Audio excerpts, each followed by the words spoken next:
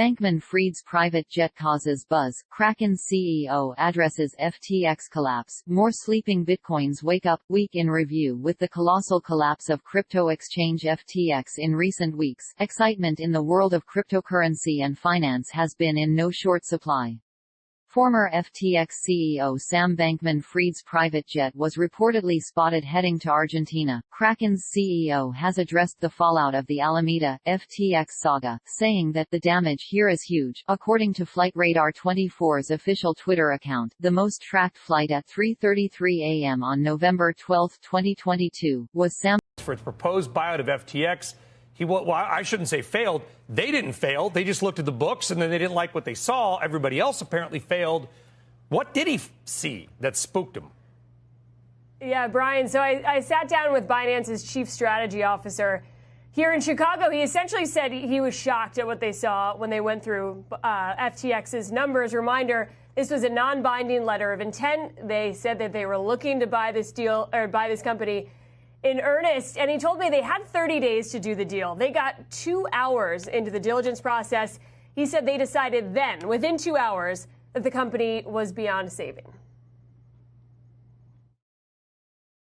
When we started to, meet with these teams, which, by the way, it was like a bomb went off in that place.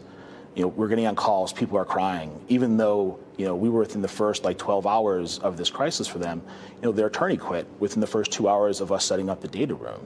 So it was complete pandemonium over there. And it was pretty obvious that once, Sam went, completely silent on them, the entire organization just fell to pieces. And Brian, Binance was a competitor, but it was also an early investor in FTX. Patrick Hillman, the chief strategy officer, telling me he thought venture capital investors and lawmakers were really drawn in by Sam Bankman-Fried's persona and his appearance of credibility. He did have some harsh comparisons. He compared it to two pretty high-profile financial frauds.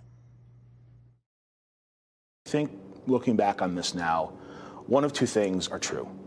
Either Sam was completely delusional, which I think was a lot of people think kind of Elizabeth Holmes, it was her mindset, or was so manipulative that he was able to, purposely create this cult of personality around him and do whatever he deemed like a Bernie Madoff. There's no middle ground. It's one of the two.